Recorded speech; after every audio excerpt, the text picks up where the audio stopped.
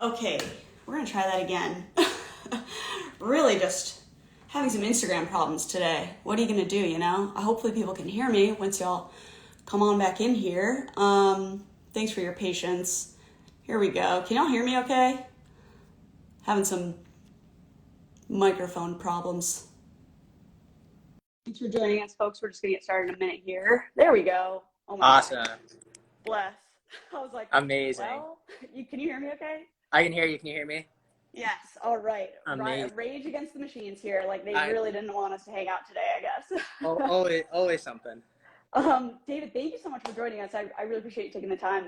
Yeah, thanks for having me. I've been, a Wethos member for a few months now and, love just following not just your journey, but really, anybody I come across who's trying to create something. I think it's just huge to, support Wethos, support, Unit. I know your banking partners. I know, people at Val, who's, the meeting software, and just, supporting everybody who's trying to create is, I think, not to get into it already, but one of the best ways to, get out there and put yourself out there and lift up others. Yeah, that's awesome. I really appreciate that. And I'm sure everybody who's tuning in today definitely resonates. It's totally a community effort at the end of the day. So, I totally appreciate that sentiment. I'm going to do a quick little intro and then we're going to get right into it. So for those of you who are just joining, welcome back or welcome for the first time. I don't know. I'm Rachel Reddick. I'm the co-founder and CEO of Wethos, which is a software platform that makes it easy for freelancers to team up and form what we're calling virtual studios. So make it super easy to price complex projects and then manage all your invoicing, money, and payments to collaborators. Every other week, I catch up with a different creative entrepreneur about their journey to taking the leap into freelance, becoming a freelance founder. And this week, super excited to talk to David. He comes from a little bit of a different background, honestly, than our typical guest. So really interested to get his perspective. So David actually has a background in e-commerce and growth marketing, mainly around web optimization, Facebook, Google, email, and he's worked in-house at several large tech companies, Bread and Masonette, just to name a few. He actually began his entrepreneurial career somewhat recently, January 2021. Although, hey, if you made it through a year, Yeah, you're good. You're I good. Like can't that tell if it first flew by, year is tough. taking forever. But yeah, lots of memories, and can't imagine Yeah, not to. that first year is tough. But he's been leading a growth marketing agency studio called Greenberg Growth. But they recently launched a new business, which I love the name Green Pepper Studios, which Yeah, has a focus more on TikTok and helping large brands, match with those creators that they're looking for. And then those creators can host their channel, which David, like, to be honest, I might be hitting you up for that exact service somewhat soon. I'm amazing. not really a TikTok girl, and I feel like somebody else could probably do it better. That's kind of the idea. Honestly, a lot Yeah, of founders, a lot of CEOs don't want to be on TikTok a lot, and it's a lot. Like, yeah. candidly, I love hard. to watch. You can't Love to really go watch. halfway into TikTok. You're either in or You you're really out. can. Yeah. Yeah, truly, truly. But I think that's a great segue or kickoff to just hearing more about you. So, David, again, thank you so much for joining us today. Super helpful for community, anybody who's tuning in, and I love to hear these stories. So, your background, in-house sort of tech companies, not necessarily coming from like a traditional agency world. Tell me a bit more, just a little about in your own words about your journey and how that's evolved over time in terms of starting Yeah. your business. And honestly, before I even started my entrepreneurial career, I felt like I took a big risk. I was kind of like a financial analyst at a big, Fortune 500 company, but knew it wasn't what I wanted to do for the rest of my life by any means. So after a couple of years, me and my fiance now, Lauren, we moved up to New York City. I had no clue what I wanted to do, but I knew I wanted to do things that were going to affect the bottom line of the company. Futurely leading to my company, but at the time, just wanted to get involved. And got kind of lucky. Had a really awesome guy, Matt Seabrook is his name. He took a chance on me, kind of took me under his wing and taught me everything about Google Analytics, growth marketing, Facebook ads, Google ads, prospecting funnels, retargeting, like the whole marketing 101 basically. And I mean, I took some marketing classes in college, but didn't really know anything about it. And then kind of found my niche within like e-commerce and kind of like conversion rate optimization and analytics. Is kind of where I got my start. And then that was at Masonette. And moving on to Bread Finance, which is a buy now, pay later company. And they were working across multiple different verticals. So it's a really awesome chance to see, they had about 500 to 1,000 companies under their belt. So I got to see, all these different companies, what was working for them, what wasn't working for them. And obviously with a little bit of a skew towards higher ticket items that you would buy now and pay later for. But yeah, just kind of got to see, the lay of the land a little bit and saw all these companies, one, that were making pretty good money that, you see some of these websites and you're like, really, this company's doing, 5 million revenue a year. But you go to their website and you see so much opportunity for, optimization and growth and just like all these levers that, a seasoned person who has seen it across different companies, can go in and help provide that support to those people. So kind of once I saw that opportunity, I knew that if I wanted to, I could.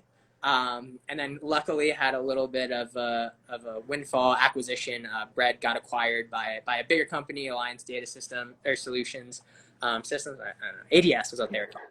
They now took Bread's name and are now Bread Payments. But long story short, kind of the employees got taken care of, got some, equity that cashed out into our pockets. And, it wasn't much by any means, but it was a couple months rent that gave me, the confidence to say, okay, let's give it 4 or 5, 6 months and, see what we can do. And that was Greenberg Growth. And I got my first opportunity through my girlfriend's agency, and they had kind of talked to me before I had made the leap. And I think that's one piece of advice I would give to anybody thinking about doing it is, work your connections and see if there's somebody who will, kind of be ready for you when you're ready to make the jump. Trying not to start with 0 clients, try to start with maybe half a client or 1 client. And that was, the confidence I need to say, okay, let's give this a roll. And sure enough, that just led to more opportunities. Yeah, that's super helpful. Thanks for sharing that. And God, Bread as a company, like the buy now, pay later model in and of itself must just have so many unique like challenges and ins and outs. And it's just such an interesting dynamic. And I also feel like, yeah, not enough people realize that a lot of folks are side hustling before they actually go full time. In fact, about 30% of our users are side hustlers. Yeah. I did that for about 6 months. I remember taking a few calls from like a conference room inside of the agency I was working at the time. Probably shouldn't tell that story, but just to build up the base and know that at least there is something waiting for me. When I chose to take that leap, which was one of the scariest and best days of my life, honestly, quitting my job. And it's one of those things that's honestly changed in the past. I mean, obviously everything's changed with COVID, but definitely starting to see, a little bit more support from smaller companies of like, hey, you have your side thing, go for it, but, make sure that you're prioritizing accordingly, obviously. But I think that's kind of here to stay. I think, with all the technology advances over the last 50 years or something, like there are, and within, being able to optimize your own workflows, there are ways that you can, handle multiple clients, multiple projects, multiple jobs, with, a grain of salt of, hey, like, be yourself, be honest with people. But yeah, I think it's really interesting to see, how that's become a little bit more supported and normal from, some smaller companies. I don't think, if you're working at one of the, Fortune 100 company, they're going to be super, super chill with that. But smaller. I don't know. Yeah, I don't know. Probably not. I don't know. Sometimes the bigger the company is, the cushier it can be. So like maybe it'll be less noticeable, but I don't know. We have a very flexible policy with that. We encourage people to, I mean, obviously, like I used to be a freelancer. I come from that background, and I don't find that I think as long as it's not like interfering with the work or competitive, then yeah, I don't see why there would be an issue with it. And I actually think you do way more damage by saying no. Like you can't do things that you're interested in. Seems crazy to me. You're going to push people away to like completely leave your company. Yeah, and like they're probably going to do it anyway. So it's like you're basically just saying like yes or no, are you going to be honest with me about it? And it's like that's kind of what you're doing when you make that decision. So yeah, it's definitely something to tread carefully with, but find your opportunities and take it when they come. Don't wait for the perfect moment. For sure. So in terms of like starting your own freelance consulting business, I'm just curious to get your perspective, going from like having a full-time role in-house somewhere, what were some of the biggest challenges initially in like that first year? And then were there any advantages that you think you had because you came from that background? Yeah, I mean, advantages definitely like being the network, kind of tech community, people I worked with at Bread, people I worked with at Masonette, definitely, the number one source for clients, like people that know you, are cool working with you, and kind of definitely enjoy working with you. I think that's a big one.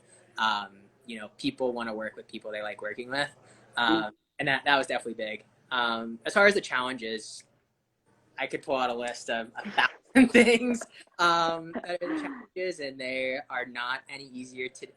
They're a little bit easier today than they were a year and a half ago.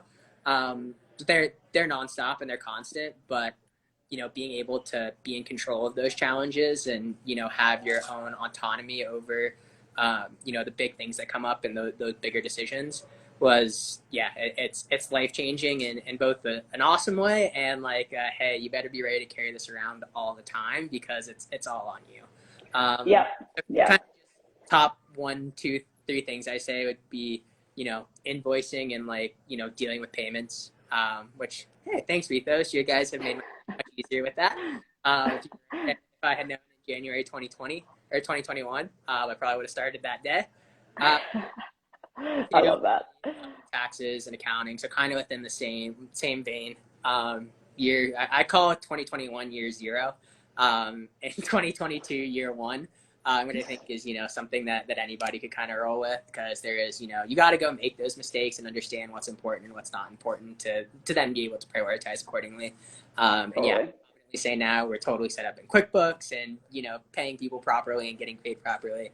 So yeah, that was definitely the biggest hurdle. But yeah, there's platforms like Wethos and other ones coming out every day within the Web3 community and also historical fintech community that are trying to make that a more seamless experience.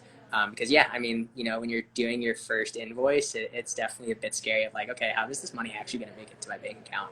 And then will it mix with all my other money, and then how do I figure that out later?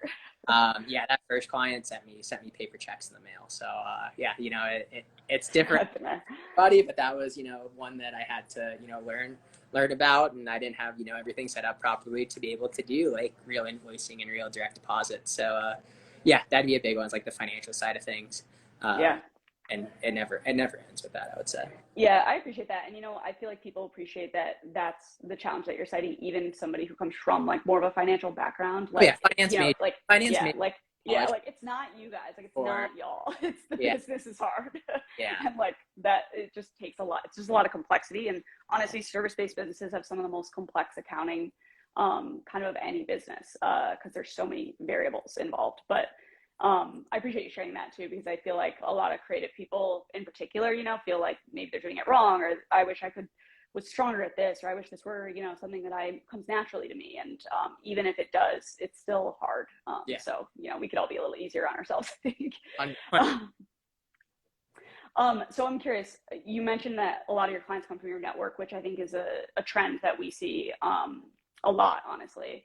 And so when you're thinking about that network, whether it's growing it, maintaining it, or I don't know, really understanding how it can lead to more project opportunities. Like, how do you think about that? And, thinking tactically, really, which is like literally like, do you tell people like, hey, I'm available? Like, do you tweet it out? Like, are you super direct about it? Do you just kind of like play it cool and like let that, you're like, oh, let it come to me? Like, what's your sales look like there when it comes to your network?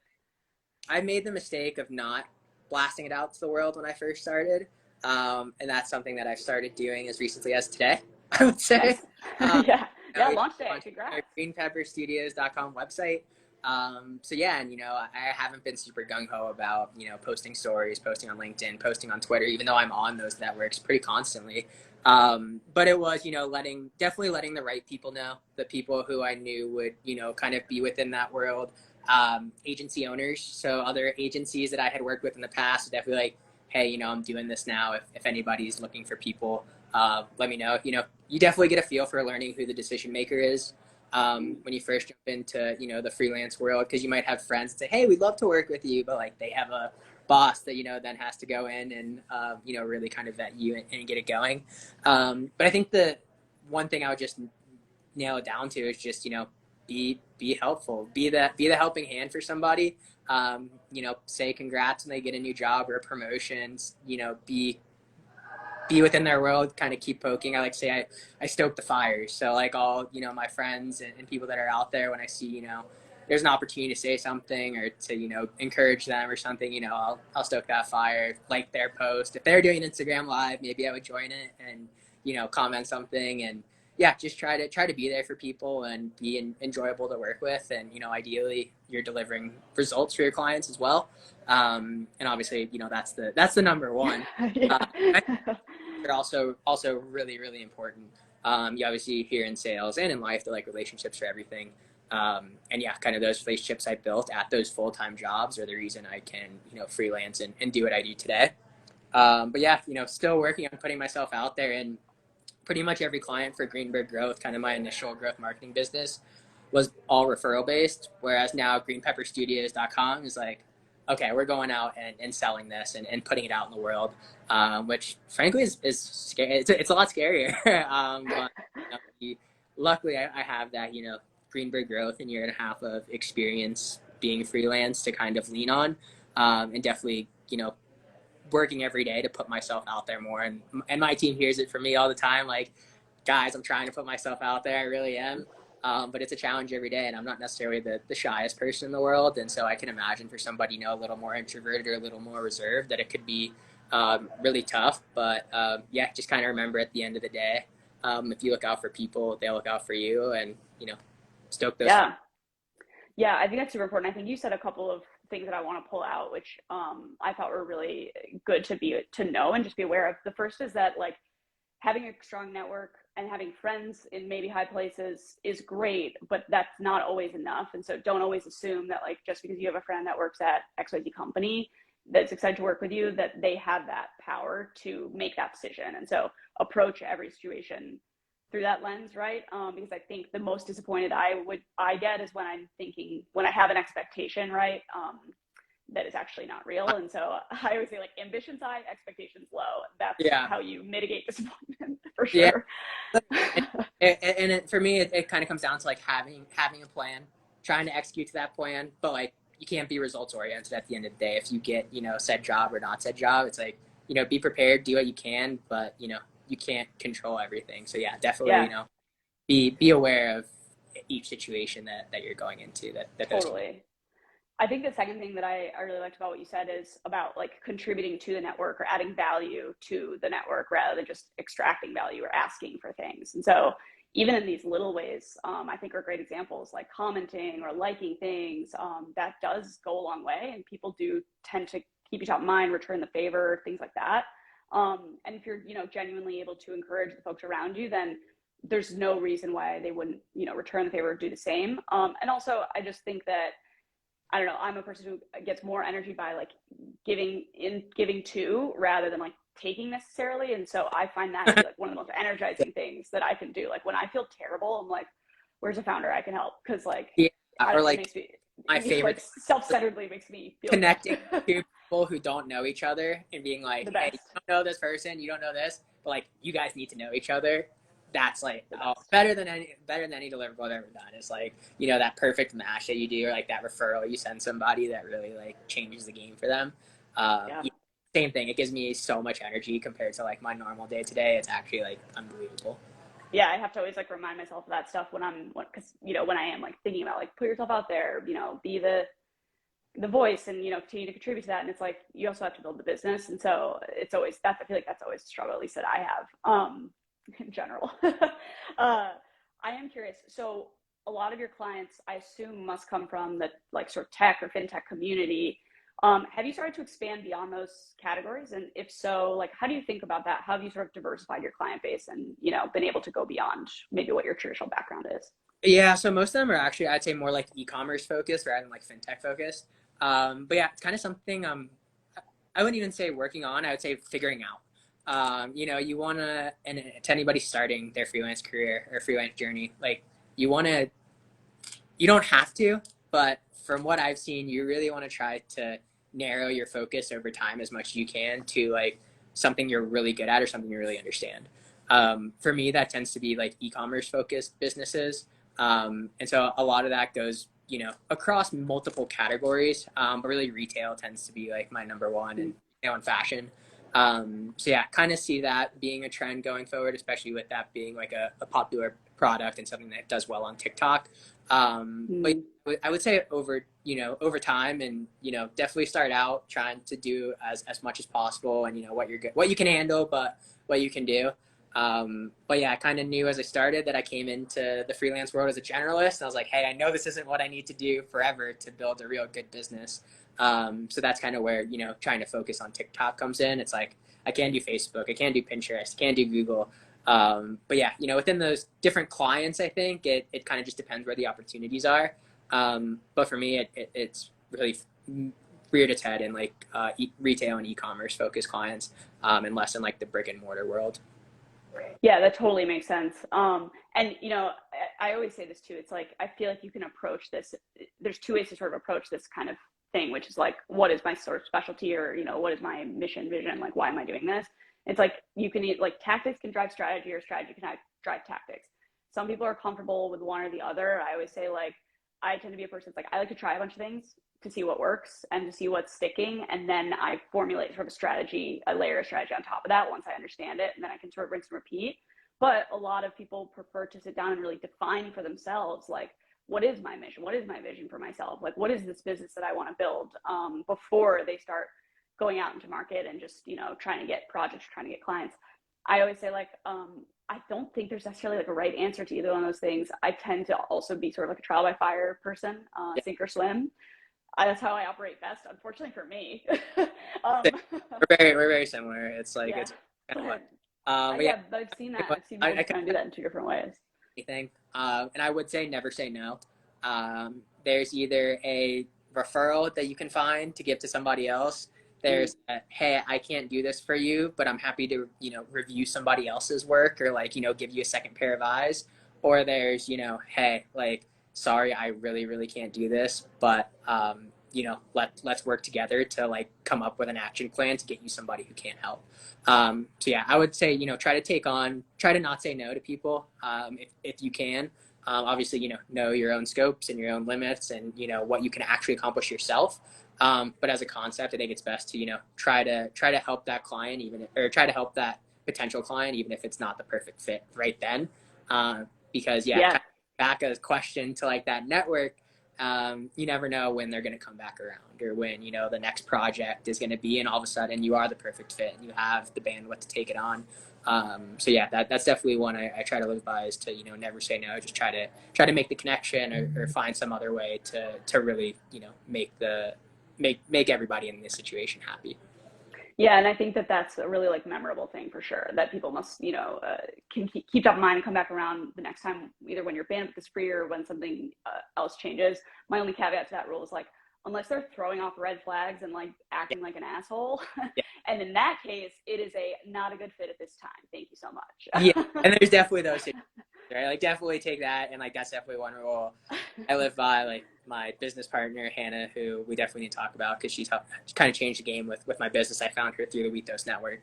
But Amazing. Oh my God, I love to hear that. core values is very much like, we only work with people that we want to work with, see ourselves working with in the future, and like would work with again. So yeah, that might be a bit tougher as we're pushing this business out to the public a little bit more. But yeah, there are times where it's like, hey, that this isn't a fit. Yeah, That's not okay. aligned. That's kind of the beauty of freelance and like this world, is you can pick and choose. Yeah, that is the power of it. It's both the power and like, the Yeah, accountability to it. yeah. It's like The, amazing and terrifying. yeah, um, so I want to switch gears a little bit, because I want to talk a little bit about like metrics for your own business. I think this is something that a lot of people struggle with, which is like, how do you define success and measure success as a freelance studio? How do you think about that? I imagine as a growth marketer, you must be metrics oriented, but I don't know. Is that the case for your own business? Yeah, so with Greenberg growth, especially that year zero, it was very much, can I do this and pay my bills? That Sink or was, swim. which isn't, super defined KPI, as in tech world. Don't run out of money. That's a Of KPI, honestly. course. uh, but yeah, for me, it was like, sink or swim. Like, can I survive doing this? And I definitely, knew what numbers I wanted to reach, but it was more like a one, or like a yes, like a one or a zero, like binary scale. Like, is this sustainable or is this not? And I got to the point where I was like, yes, if I want to never work for somebody again, I think I could do that. And so then that's kind of when it was like, okay, how do I really scale this up? In between kind of Greenberg growth, and Green Pepper Studios, which is like just launching right now. Had a few startups that I was, working very closely with, like launching, and they didn't work out, but, kind of was doing those along the side and, kind of seeing like, one, how much I could take on. Well, it was, one thing I learned there, and definitely like outside of, financial metrics or operation metrics, I think you start to learn a little bit more about your personal metrics and kind of what your values are and like what's important to you. And then you can start to optimize for that within, your goals. I can say that for Q3 2022 was the first time I had like a full set of business goals for Green Pepper Studios.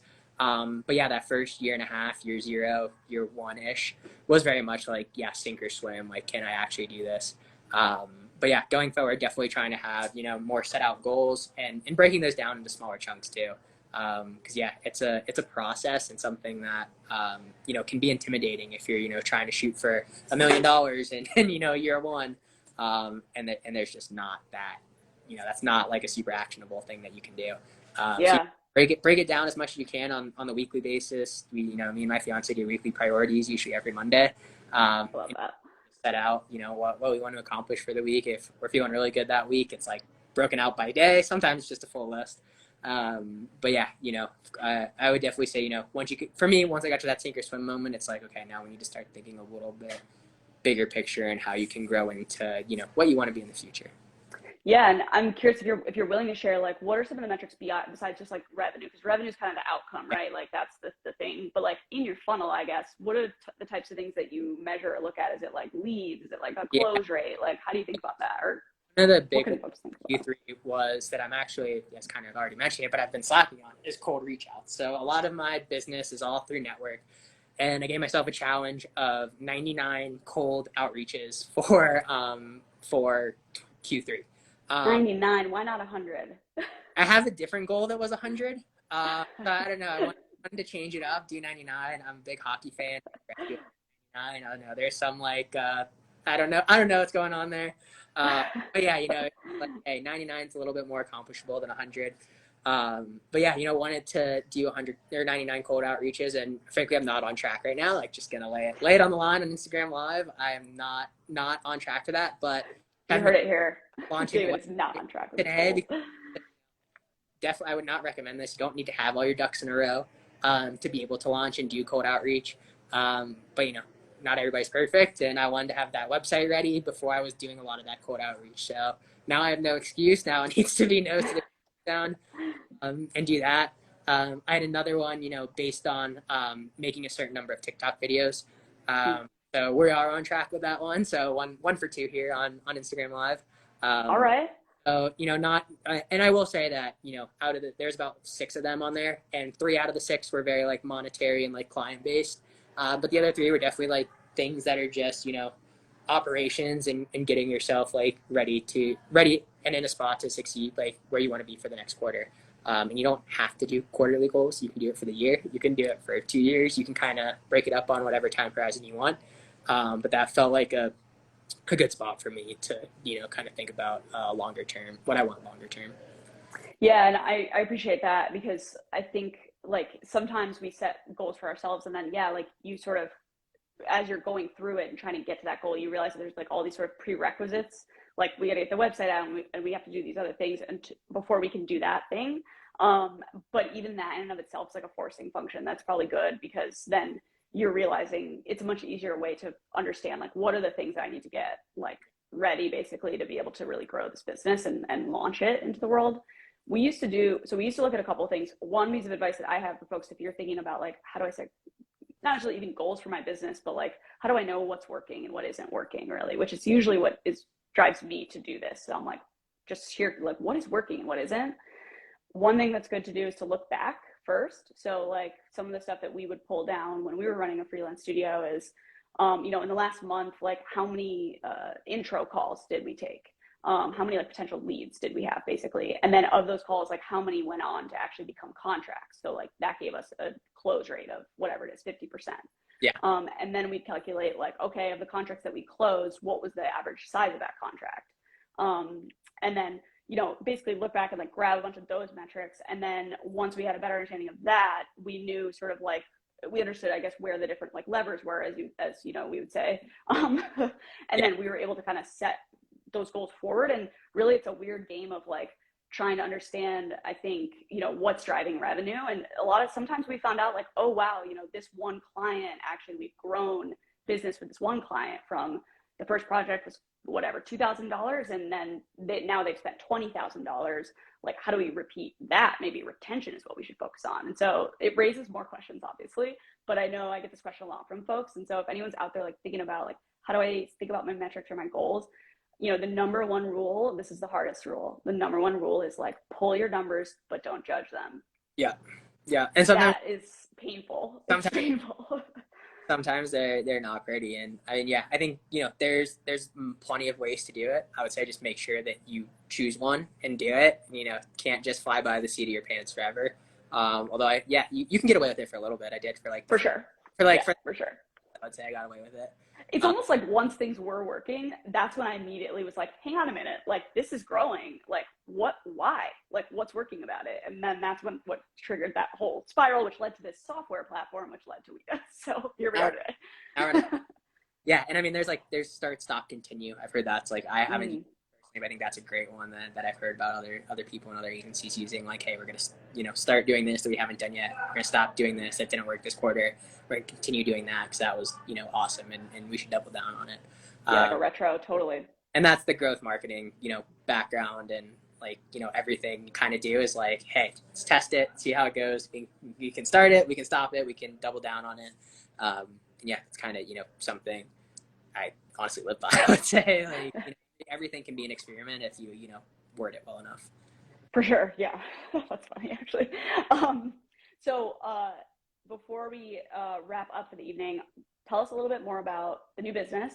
Just want to know, you know, what were the things that you were taking into consideration when you launched the new business, particularly under a different brand or a spin-off brand maybe? Like, how do you think about how the two businesses relate to each other, and what were your considerations when you were like, okay, let's go in this direction and put a different name on it? Yeah, so you can't see it, but there's a big TikTok monster in the corner of the room over here. It was really like, I saw, you know, my friends on it, people on it, started recommending it to people. And yeah, it was like, I keep recommending this to people. And I kept telling them, hey, you should be on TikTok, but it's a lot of freaking work. It's so much.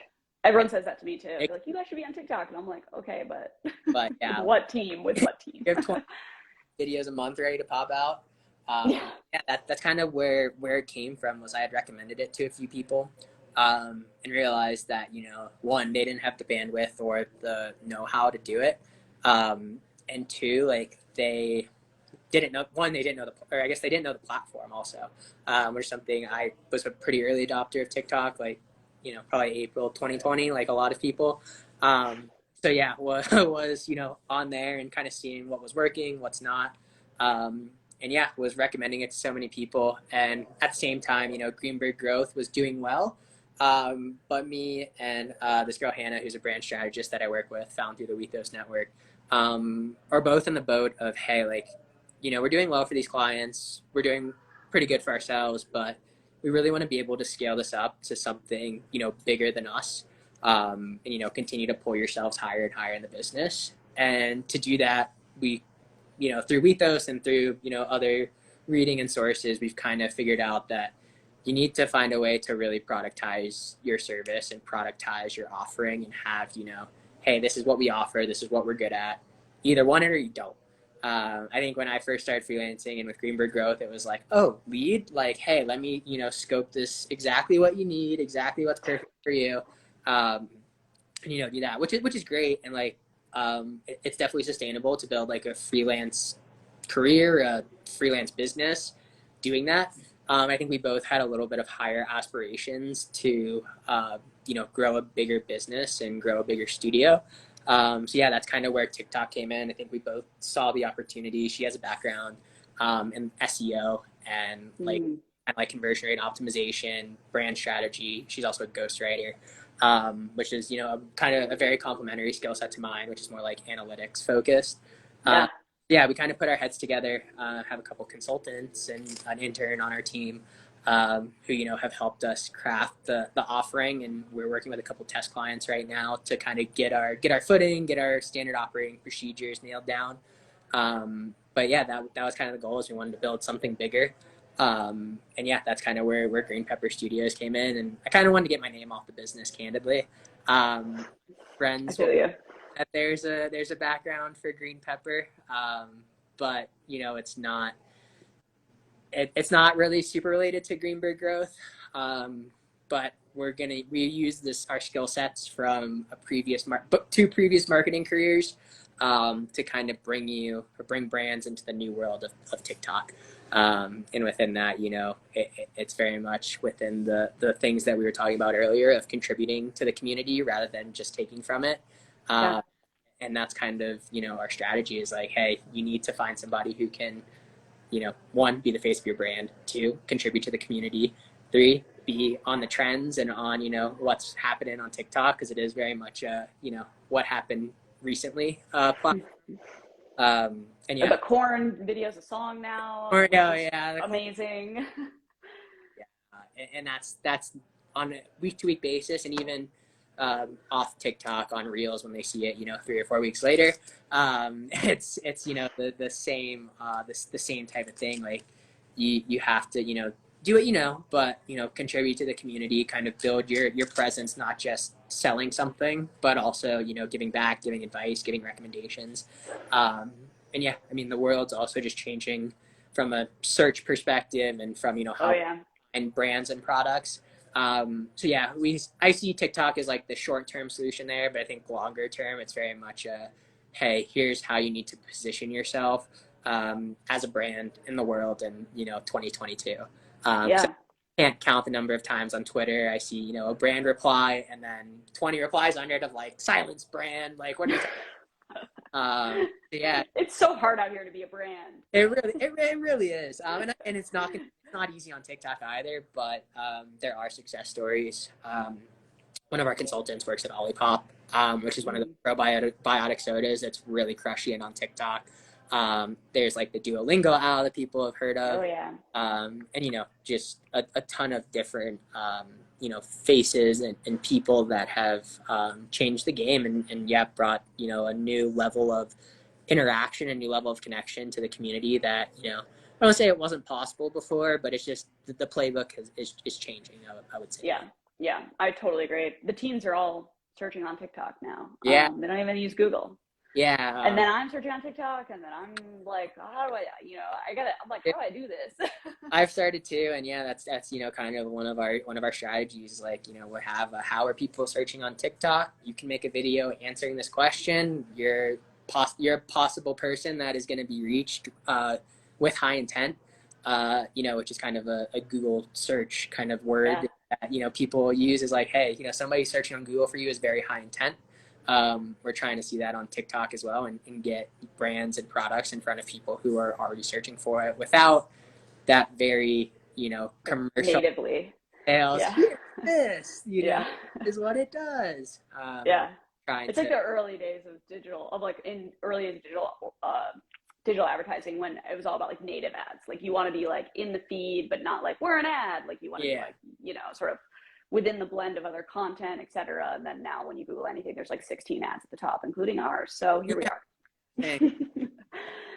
And even outside of TikTok and outside of Reels and outside of YouTube Shorts, people like getting their information via video.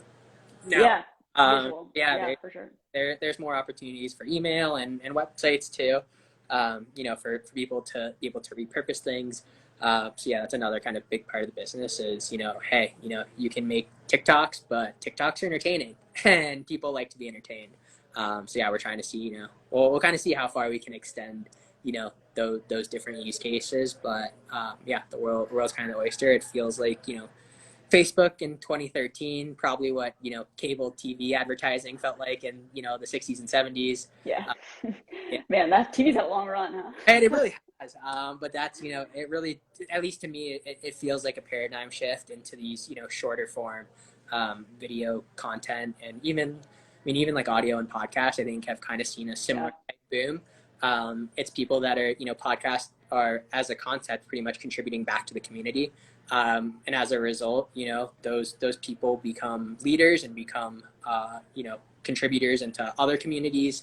And that's kind of how we see TikTok is like, if you can contribute, and same thing as contributing to your network and contribute to, all those other niches and communities that are out there, they're going to give back and they're going to tell their friends. Yeah. I think is, what any brand or any company wants is, that word of mouth. And I think TikTok is going to be one of the, I don't want to say cheapest, but most effective ways. And from a paid advertising perspective, there is, some other promising things in the TikTok landscape. Yeah, definitely. I feel like there's so much that has yet to be explored. If anybody is doing TikTok strategy or things around TikTok or podcasts, actually, I think we have a couple of scopes in our link in bio. If you're looking for a template, I believe there's like a TikTok strategy one in there that is pretty big beast. But you can always take stuff out or adjust it however you want. Speaking of contributions, little shout out there.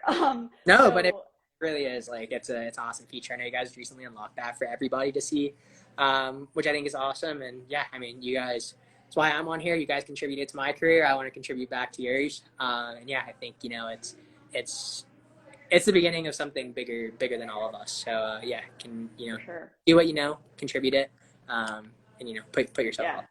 I appreciate that. Awesome. Well, David, thank you so much for joining us. If folks want to follow along, where can they find you on the internet machine? So they can find me on Instagram, David Greenberg _ greenpepperstudios.com is now live. Hell yeah. And then greenberggrowth.com is kind of the old growth marketing business, but definitely to still do some advising and stuff on that. But for the most part, we're focused on TikTok. So yeah, it's awesome. It's been a cool start, and yeah, can't wait to see where we are 5 years from now. I think that's the one last thing I want to end on too. You can make your own time horizons. You only lose when you quit. Yeah, there we go. I was going to ask you if you have any advice for folks looking to take the leap. You want to repeat that? Yeah, you can make your own time horizons. You can set your own tests. You only lose when you quit. So you never know when that next opportunity is right around the corner. There's macroeconomic, factors at play. There's your local community factors at play. But there's opportunity everywhere. So don't give up and keep working. And you never know when that big client or that big opportunity is right around the corner. 100%. I could not agree more.